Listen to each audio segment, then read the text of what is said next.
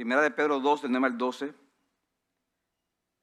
Pero ustedes son linaje escogido, real sacerdocio, nación santa, pueblo adquirido por Dios para posesión de Dios, a fin de que anuncien las virtudes de aquel que los llamó de las tinieblas a su luz admirables. Ustedes en otro tiempo no eran pueblo, pero ahora son el pueblo de Dios. No habían recibido misericordia, pero ahora han recibido misericordia. Amados, les ruego como extranjeros y peregrinos que se abstengan de las pasiones carnales que combaten contra el alma. Mantengan entre los gentiles una conducta irreprochable, a fin de que aquellos que les calumnian como malhechores, ellos, por razón de las buenas obras de ustedes, al considerarlas, glorifiquen a Dios en el día de la visitación. Este pasaje, hermanos, que acabo de leer es parte de la primera carta del apóstol Pedro, que fue escrita a creyentes de trasfondo gentil y que estaban en diferentes ciudades del Asia Menor, lo que hoy es territorio de Turquía. Y vemos cómo Pedro les llama expatriados de la dispersión o expatriados y dispersos, que posiblemente es una forma metafórica de expresar que estos gentiles de nacimiento eran distintos al mundo que les rodeaba, como veremos más adelante. Estos hermanos, por causa de su fe, estaban sufriendo diferentes tipos de aflicción y hostigamiento, y Pedro los anima a través de toda la carta a considerar la esperanza que ellos tienen de una herencia celestial y el cuidado de Dios a pesar de las aflicciones presentes. Esas aflicciones deberían fortalecer la fe de ellos y producir una relación más íntima con Jesucristo. Y es en medio de esta realidad que Pedro les exhorta a vivir en santidad, a no descuidar el amor fraternal y a procurar el crecimiento espiritual de ese edificio, o el crecimiento de ese edificio espiritual que es la iglesia. Y Pedro dice de una forma muy hermosa que esa iglesia, ese edificio espiritual, está sustentada en una piedra principal, y esa piedra es Jesucristo. Jesucristo es la piedra principal de esa casa espiritual. Y es basado, hermanos, en este pasaje que acabamos de leer, que yo quiero que veamos una nueva identidad esperanzadora. En el contexto de las cosas que hemos dicho, Pedro quiere ahora transmitir a los oyentes una identidad esperanzadora. Y si pudiéramos resumir en una oración la idea que está detrás de estos versículos que yo acabo de leer, yo lo pondría de esta manera. Los cristianos, en virtud de nuestra nueva identidad, debemos dar esperanza a un mundo acusador, anunciando y modelando las obras maravillosas del Señor. Repito, los cristianos, en virtud de nuestra nueva identidad, debemos dar esperanza a un mundo acusador. ¿Y cómo vamos a dar esperanza? Anunciando y modelando las obras maravillosas del Señor. Y yo quiero que veamos, hermano, este pasaje en 4 encabezados. Vamos a ver la naturaleza de la nueva identidad, el propósito de la nueva identidad, el contraste de la antigua y la nueva identidad, y finalmente la conducta que se deriva de la nueva identidad. Pastor, ¿usted lo dijo muy rápido? Sí, pero yo lo voy a repetir, punto por punto, a los que están llevando notas. O sea, que tomando eso en cuenta, veamos en primer lugar, hermanos, la naturaleza de la nueva identidad. La naturaleza de la nueva identidad. Dice versículo 9, en su primera parte, pero ustedes son linaje escogido, real sacerdocio, nación santa, pueblo adquirido para posesión de Dios. El texto comienza con un pero, porque Pedro está contrastando a los incrédulos con los que somos creyentes. Pedro ha dicho que esa piedra principal que es Jesucristo, que mencionamos ahorita, es una piedra de tropiezo para el incrédulo, versículo 7b. La piedra que desecharon los constructores, esa en piedra angular se ha convertido.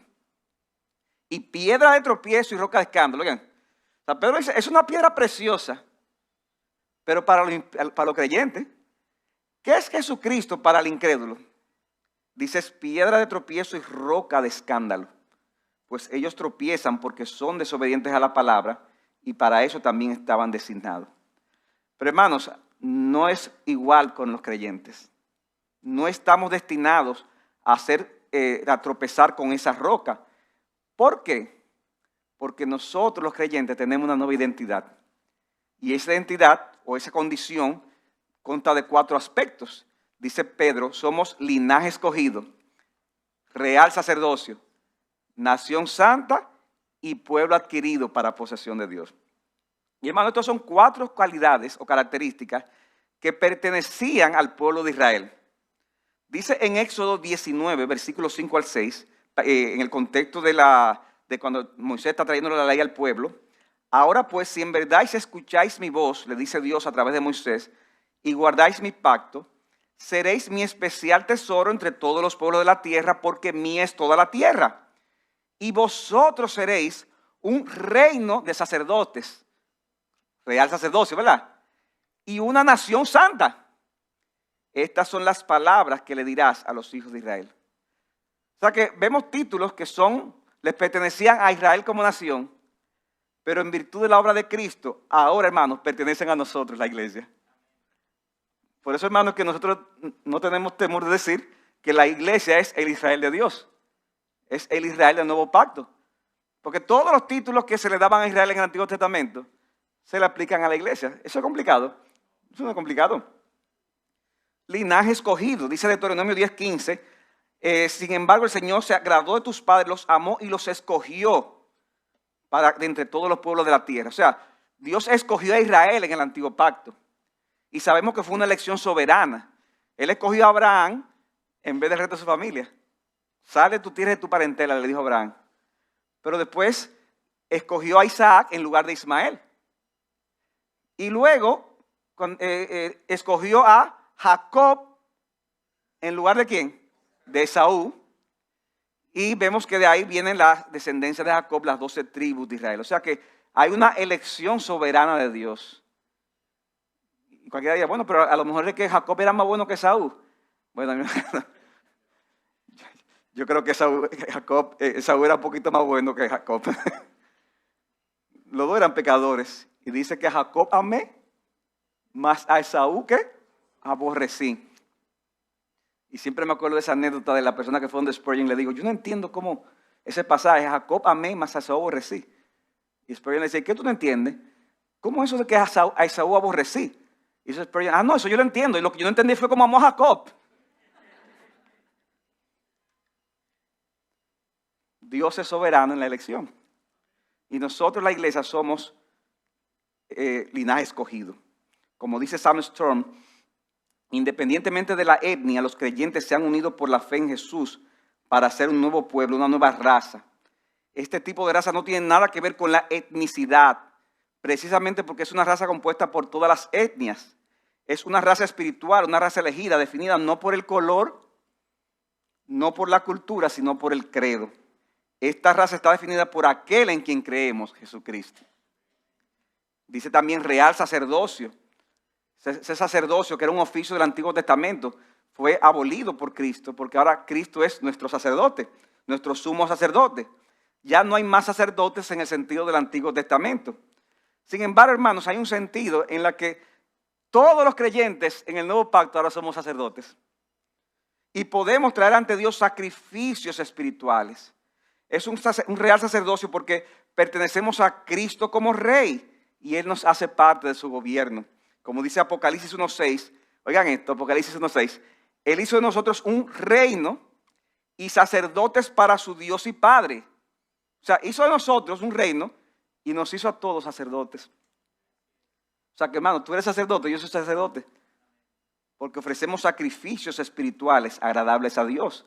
Nación santa. Fuimos apartados para Dios, así como Israel lo fue en el Antiguo Pacto. Dice Deuteronomio 7:6. Tú eres pueblo santo para el Señor tu Dios. El Señor tu Dios te ha escogido para ser pueblo suyo de entre todos los pueblos que están sobre la faz de la tierra. Y mis hermanos, ¿qué ha hecho Dios? Dios nos ha separado a nosotros. Nos ha escogido como nación santa. Y finalmente, como pueblo adquirido por Dios. O sea, pueblo adquirido que es posesión de Dios.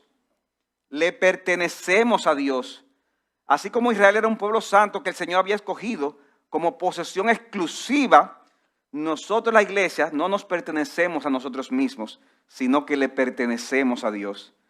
Antes, oye, miren, éramos esclavos del pecado, ahora somos esclavos de Dios. La diferencia es que no es una esclavitud tiránica, son cadenas que nos llevan a vivir en gozo y libertad porque nos permiten glorificar a Dios en nuestras vidas.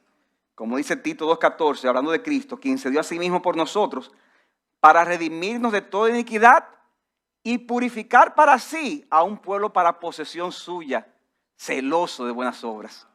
Celoso de buenas obras. Mis hermanos, estas cualidades nos pertenecen a nosotros y por eso tenemos esa nueva identidad. ¿Qué somos nosotros? Linaje escogido, real sacerdocio, nación santa, pueblo adquirido para posesión de Dios. Ahora bien, hermanos, esta nueva identidad no nos fue dada para que simplemente lo gocemos. ¡Ay, qué chulo! ¡Qué bien! Y vamos entonces a estar juntos y vamos a aislarnos del mundo, vamos olvidando lo que está pasando allá afuera, vamos quedando aquí. Vamos a una enramada, como a veces se dice. No, hermanos, no fue para que lo gozáramos solos. Y eso nos lleva, hermanos, a nuestro segundo encabezado. El propósito de nuestra nueva identidad. Ya hemos visto la naturaleza, ¿en qué consiste? Ahora, ¿cuál es el propósito? Dice Pedro, a fin de que anuncien las virtudes de aquel que los llamó de las tinieblas a su luz admirable. O sea que el propósito por el cual somos linaje escogido, real sacerdocio, nación santa, pueblo adquirido por Dios, es compartir las virtudes o los hechos maravillosos de Dios. La palabra virtudes se puede traducir también como alabanzas. Compartir las alabanzas de Dios. Y Pedro está haciendo aquí una conexión posiblemente con Isaías 43, 21, donde el Señor dice de Israel, el pueblo que yo he formado para mí proclamará mi alabanza. Mi alabanza. De modo que así como el Señor formó a Israel para su alabanza, nosotros fuimos creados espiritualmente con las cualidades mencionadas. ¿Para qué? Para anunciar las alabanzas del Señor.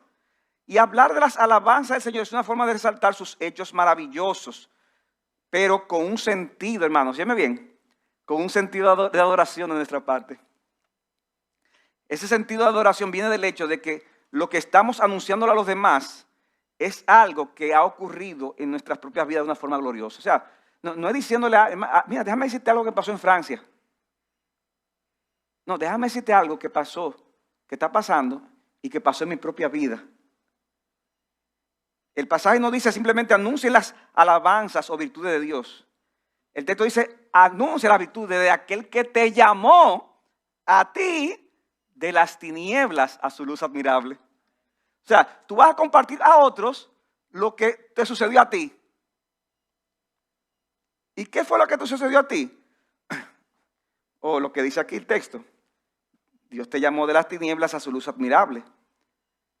Porque la Biblia describe al mundo antes de venir a Cristo, que estaba en tinieblas y sin rumbo. Dice Isaías 8:22 que se habla de un mundo de tribulación y tinieblas. Se habla de el sombrío de la angustia y siendo lanzado en la oscuridad.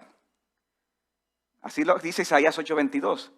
Pero entonces viene una nota esperanzadora. Dice, ya no habría más melancolía para las que estaban en angustia. Isaías 9:1. Porque ocurriría un acontecimiento espectacular. Dice Isaías 9:2, el pueblo que andaba en tinieblas ha visto gran luz. A los que habitaban en la tierra de sombra de muerte, la luz ha resplandecido sobre ellos. Y ahí es que dice el versículo 6, porque un niño nos ha nacido, un hijo nos ha sido dado, y la soberanía reposará sobre sus hombros, y llamará su nombre, admirable consejero, Dios poderoso, Padre eterno y príncipe de paz. O sea que habitábamos en tierra de sombra de muerte, pero resplandeció una gran luz. Ahora, aquí hay un problema, hermanos, y es que dice Cristo que a los suyos vino y los suyos no le recibieron. Es decir, hermano, Cristo vino y mucha gente siguió en tiniebla. Porque para nosotros poder ver y saborear este glorioso acontecimiento, había un problema en nosotros que debía de ser eliminado. Y es que estábamos ciegos a la gloria, a la belleza, a la majestad, a la grandeza y al poder de nuestro Señor Jesucristo. Estábamos caminos a una condenación eterna al estar entregados a los placeres pecaminosos de este mundo de maldad.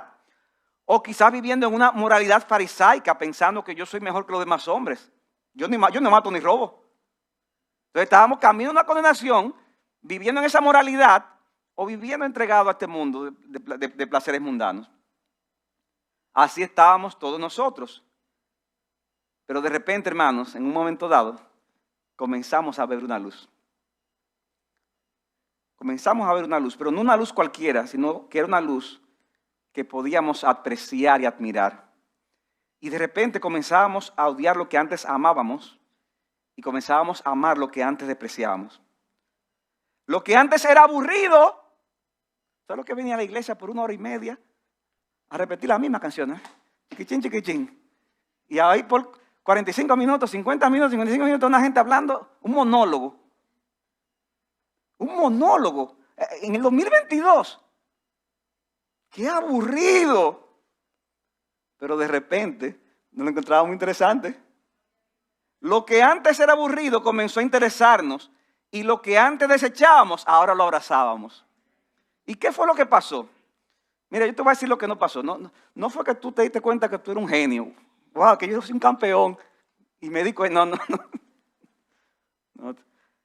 Lo que pasa es que dice 2 Corintios 4:6 que Dios que dijo que de las tinieblas resplandecerá la luz, es el que ha resplandecido en nuestros corazones para la iluminación del conocimiento de la gloria de Dios en la faz de Jesucristo. El mismo Dios que creó el universo con su palabra fue el que dijo, sea la luz, sea la luz.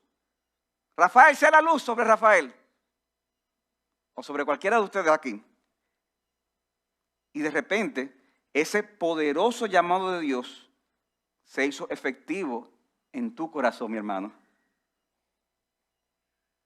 Y hermano, a veces estas cosas pasan y uno ni cuenta se da, ¿verdad?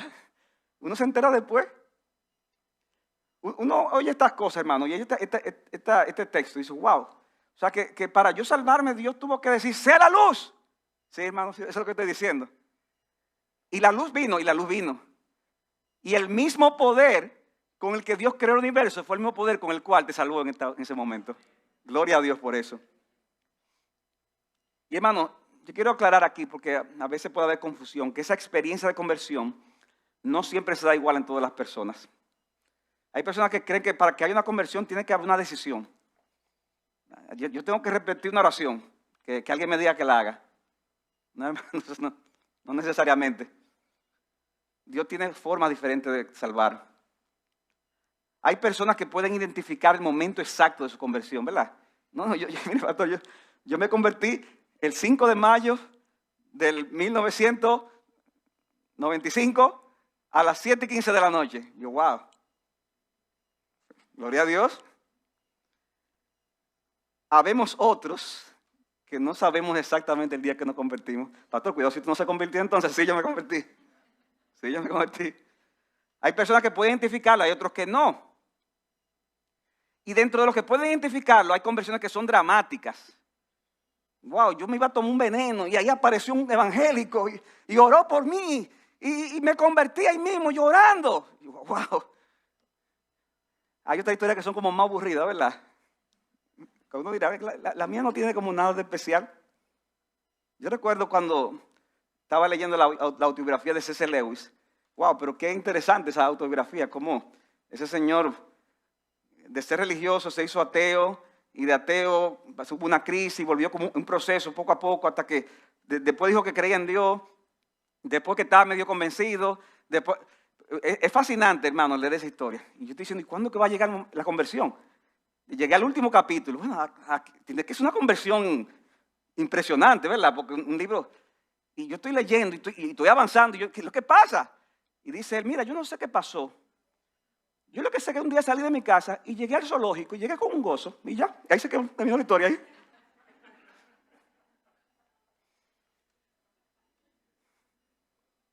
O sea, el libro entero para decirme que salió de su casa para un zoológico. Y que llegó con un gozo, ya. Hermanos, porque Dios tiene diferentes formas de obrar en cada uno. Pero hermanos, sea dramático, sea no dramático, sea que lo tenga identificado, sea que no. Dios dijo, sea la luz, y por eso tú estás aquí en el día de hoy. Por eso tú estás aquí. El poder de Dios para salvación. No importa cómo haya sido tu experiencia, lo importante es que puedas ver la gloria de Dios en la faz de Jesucristo. Como dice Sam Storm, Dios nos ha elegido y nos ha rescatado para que podamos experimentar una nueva vista, un nuevo sabor, el resplandor de la luz de Dios en el alma. No nos despierta simplemente a la existencia de las cosas espirituales, de Dios y de Cristo y del Espíritu Santo. O sea, no es simplemente que lo vemos, sino que nos muestra la excelencia, la gloria y la belleza de tales e imparte un gusto por lo que es maravilloso acerca de Dios. O sea, no solamente que lo vemos, sino que también lo saboreamos, lo disfrutamos, nos deleitamos. O sea que en este pasaje se mezclan dos cosas, que es adoración con evangelización. Debemos hablarle al mundo del Señor, decirle que anda en tinieblas y camino a la perdición, y que el camino correcto, ¿cuál es? Jesucristo. Porque Cristo es esa luz, como dice Juan 8:12, dice Cristo, yo soy la luz del mundo. El que me sigue no andará en tinieblas, sino que tendrá la luz de la vida. Pero al hablarle a los demás del Señor, debemos hacerlo con un sentido de adoración. O sea, tú no le vas a decir a una gente, wow, mira, hice un negocio y me gané 10 millones de dólares, pero eso no es nada. Que eso no es nada. Si me lo dan a mí, ustedes todos se enterarán. Yo no me puedo aguantar.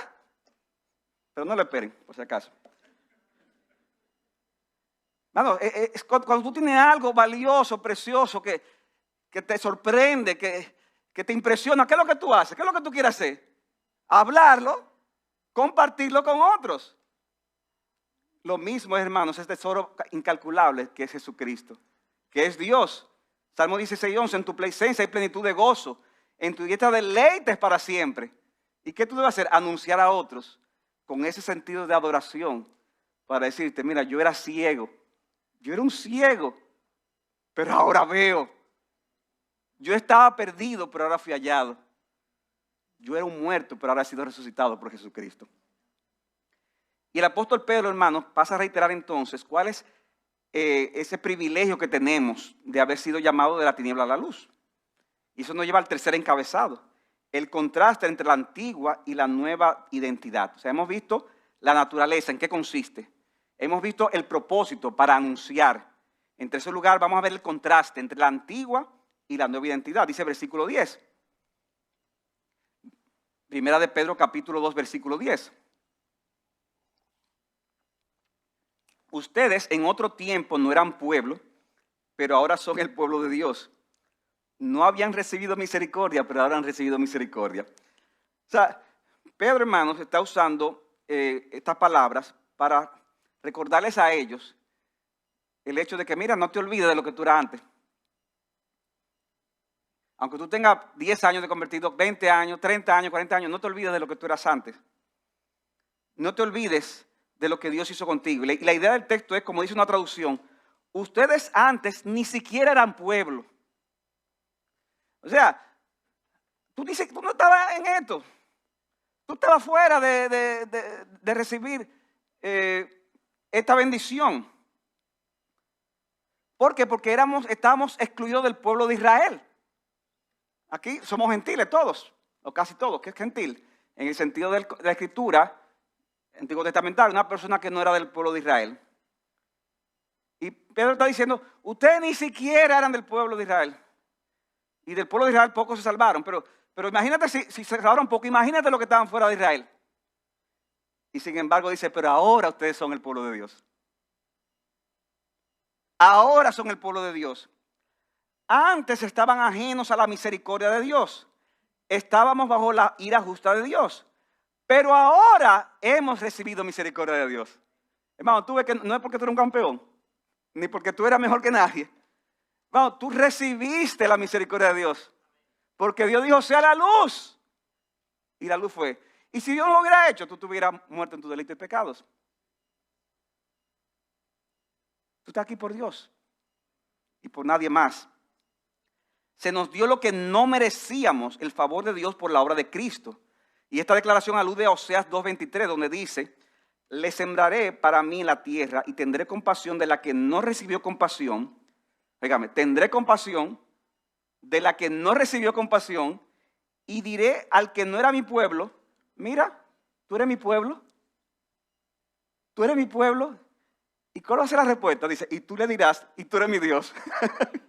Y tú eres mi Dios. Como bien señala un autor, así como la compasión y la misericordia divina estaban disponibles para restaurar a Israel, a pesar de su infidelidad, los paganos, nosotros que no teníamos ningún derecho anterior a la misericordia de Dios, éramos candidatos y destinatarios de la misma. Los santos son llamados simultáneamente a salir de algo, de la oscuridad espiritual, y algo mucho más grande, que es la iluminación espiritual que conduce a la transformación moral. Y hermanos, no importa el tiempo que tú tengas de creyente.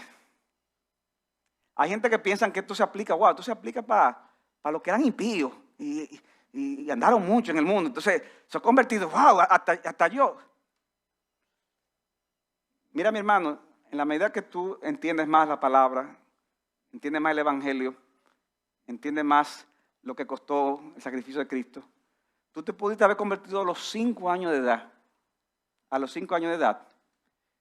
Y se supone que tú debas tener ese mismo sentido de indignidad, ese mismo sentido de pecaminosidad que sintió Isaías cuando dijo, ay de mí, que soy hombre muerto, que soy un hombre inmundo de labios. Porque tú tienes que verte como el peor de los pecadores. ¿Quién tú eres, el peor de los pecadores? ¿Y quién yo soy, el peor de los pecadores? Salvo solamente por la misericordia de Dios. Y cada día debemos preguntarnos, Señor, ¿por qué a mí? ¿Por qué tuviste misericordia de mí? Y mis hermanos, el ánimo que esto era para estos gentiles, estas personas que eran creyentes de trasfondo gentil, que se sentían como extranjeros y peregrinos, que habían sido recibido atosigamiento de parte de sus compañeros. Y Pedro los anima. Mira, ustedes se sienten como extranjeros y peregrinos. Recuerden que ustedes son el pueblo de Dios. Ustedes recibieron misericordia. No se dejen quitar ese gozo, aunque se sientan como extranjeros y peregrinos en el mundo que tienen alrededor. ¿Cómo tú te sientes, mi hermano, cuando tú eres tratado de una forma incorrecta por ser creyente? ¿Cómo tú te sientes donde estudias? Cuando eres maltratado o donde trabajas, o tal vez en tu propia casa con algunos familiares. ¿Cómo tú te sientes tratado con algunos que eran tus amigos y de repente ya no es lo mismo, ya todo cambia? Hermano, a nadie le agrada como, ay, qué bueno, ser rechazado. Entonces hay hermanos que a veces están, wow, ¿y cuándo es que viene la persecución? Tranquilo, tranquilo. Ella va a llegar, pero tampoco esté así como que bueno, no, que venga. Pero a pesar del rechazo que puedas sentir, recuerda siempre que tú eres parte del pueblo de Dios y por eso tu privilegio será anunciar en adoración las virtudes de aquel que te llamó a su luz admirable. Ese es tu privilegio. Anuncia las maravillas de Dios. Pero no solo debes de anunciar las maravillas de Dios en virtud de tu nueva identidad, sino que también debe haber un estilo de vida distinto en virtud de esa nueva identidad. Y eso nos lleva a nuestro cuarto y último punto. La clase de vida que debe producir esa nueva identidad. Hemos visto en qué consiste la nueva identidad, para qué nos fue dada, un contraste entre la antigua y la nueva identidad, y en cuarto y último lugar, la clase de vida que debe producir esa nueva identidad. Y eso lo vemos en los versículos 11 y 12.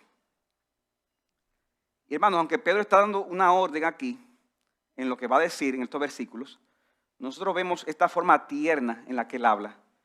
Y es algo, hermano, que los pastores debemos de aprender.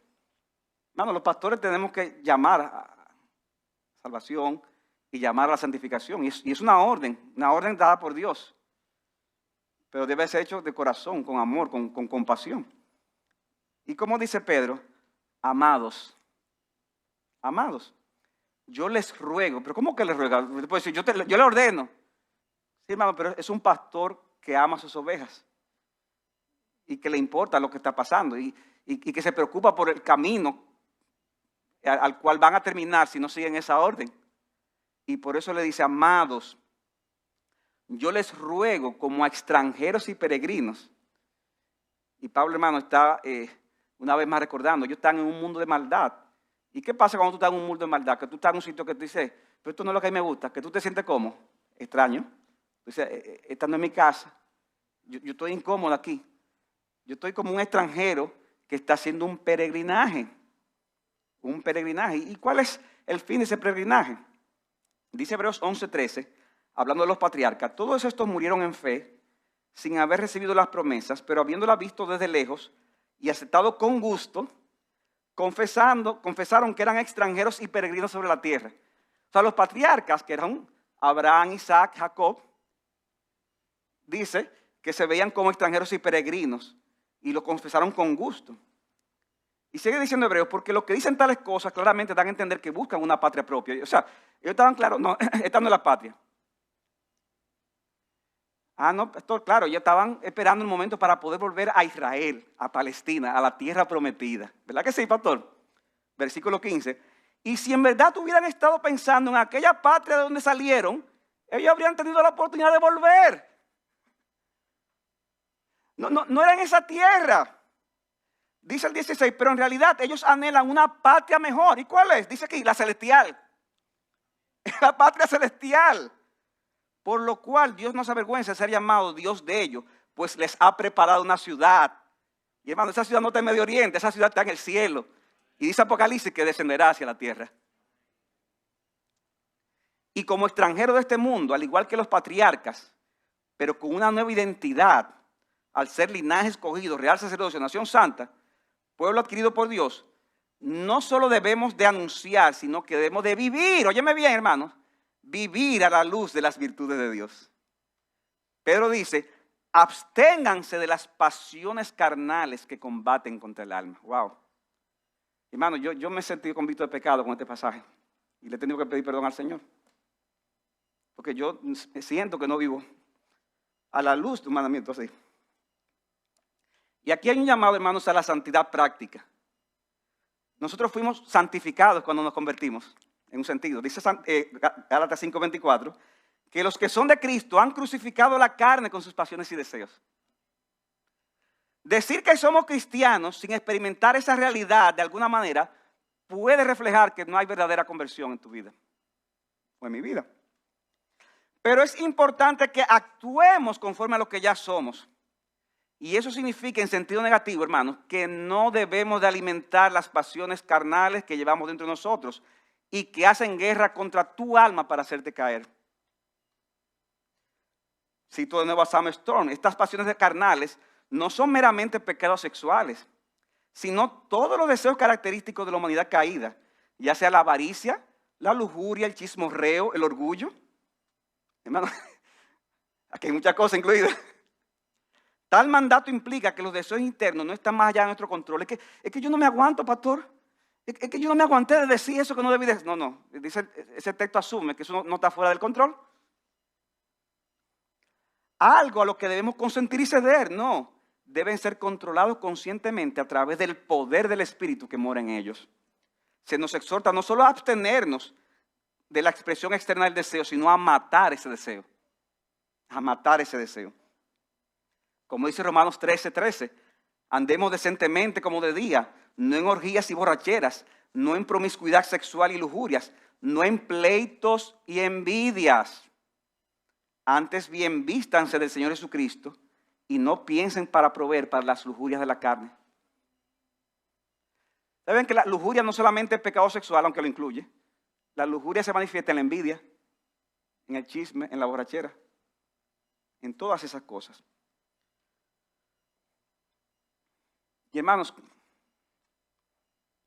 y esto lo digo, hermanos, de corazón y con amor. Cuando luchamos correctamente contra esos deseos, eso tendrá un impacto en las cosas que vemos. ¿Qué estamos viendo por internet o por la televisión, en la calle? Eso tendrá un impacto en las cosas que oímos. Porque, hermanos, muchas de las cosas que se oyen no deberían oírse.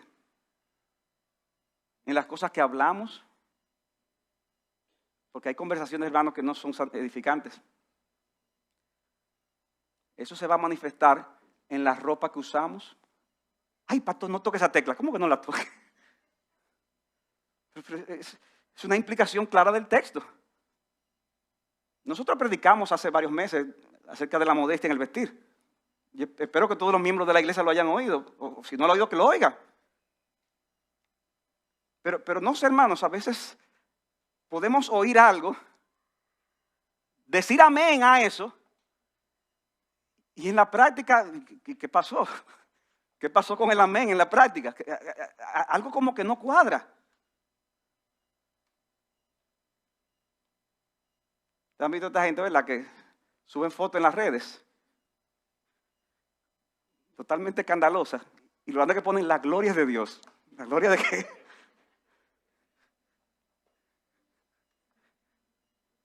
La gloria de Dios y la foto del diablo.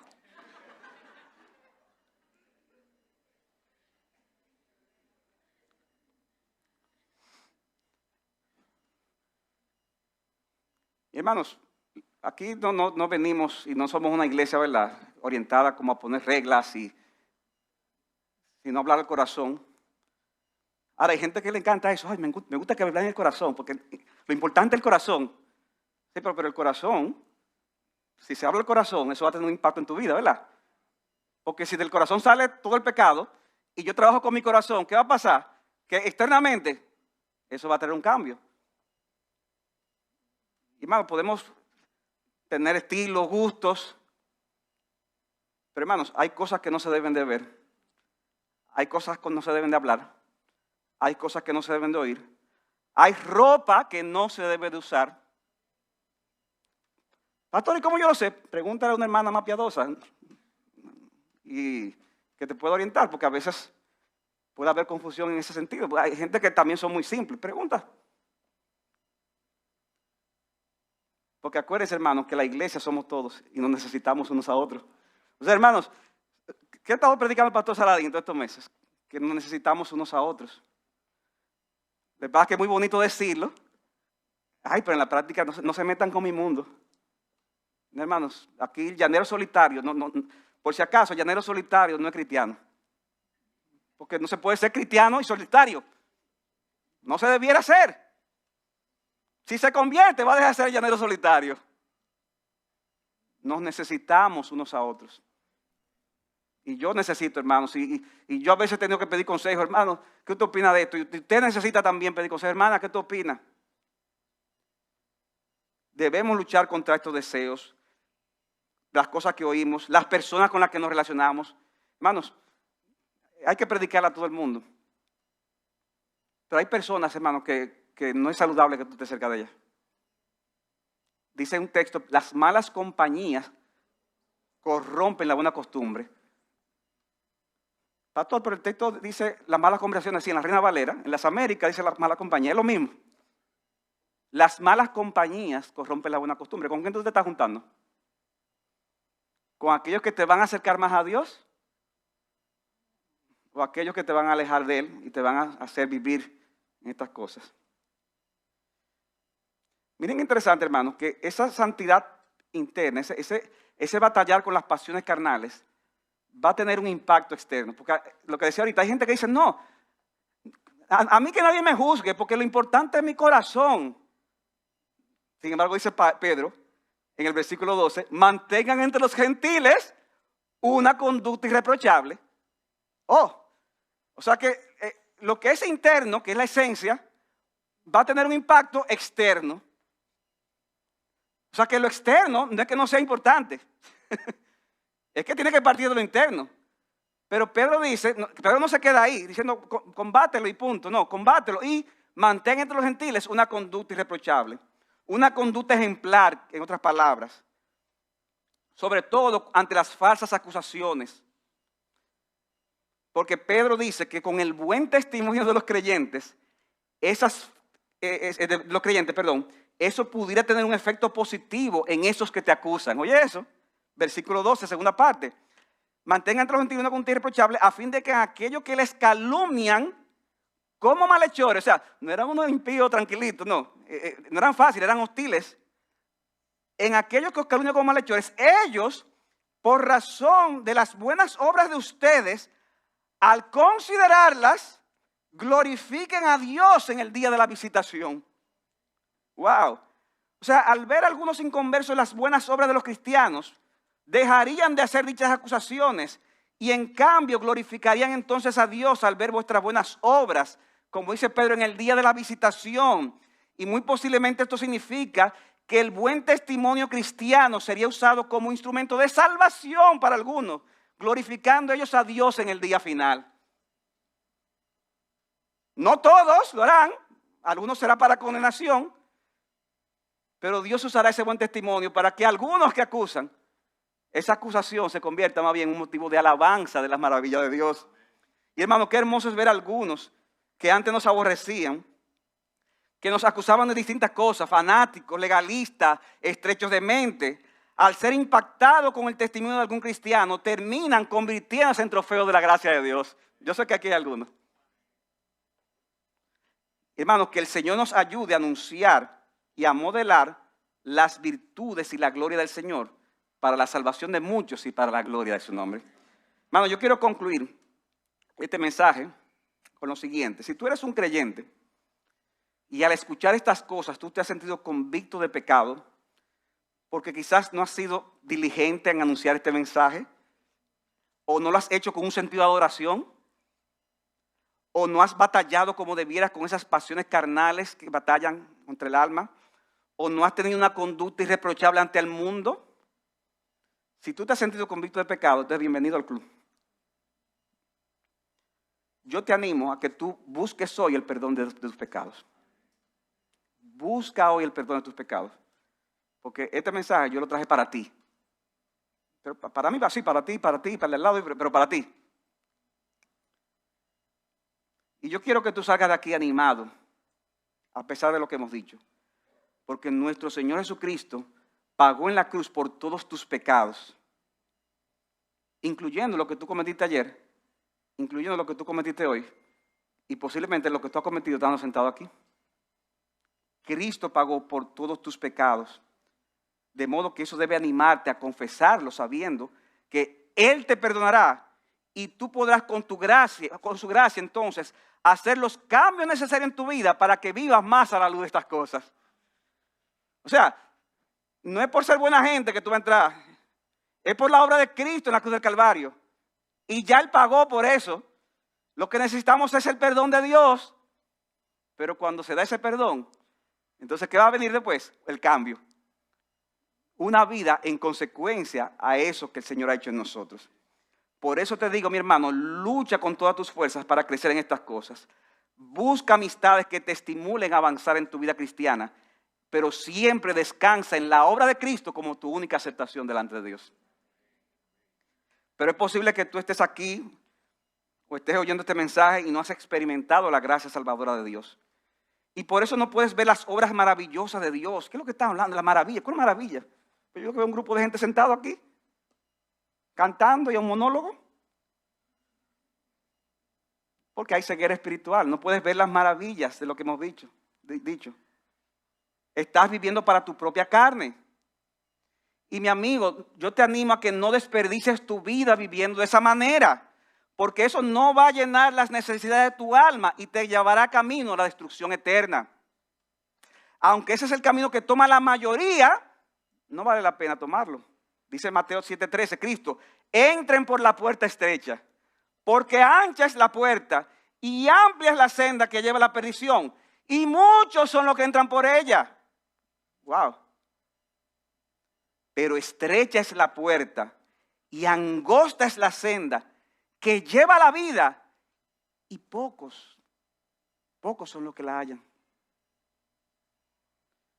Yo te exhorto en esta ocasión a que tú seas de esos pocos, a que tomes ese camino, que reconozcas que eres pecador y que vas camino a la perdición, y que en esta hora tú reconozcas a Jesucristo como el único camino para encontrar la salvación, que confíes en Él para salvación, clamándole a Dios que tenga misericordia de ti.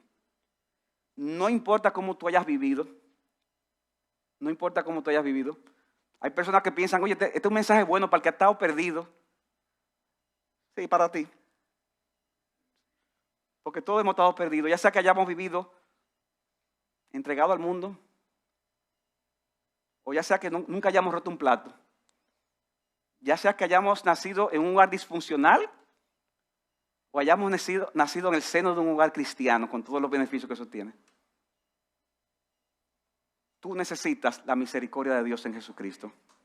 No importa cómo hayas vivido, tú necesitas a Jesucristo como tu Señor y Salvador. ven a Jesucristo para que junto con nosotros comiences a pelear la batalla espiritual de la que hemos hablado, sabiendo que no importa los peligros que enfrentemos, estaremos siempre del lado del vencedor, de Cristo el Señor, por el cual reinaremos por toda la eternidad. El Señor le bendiga, hermano.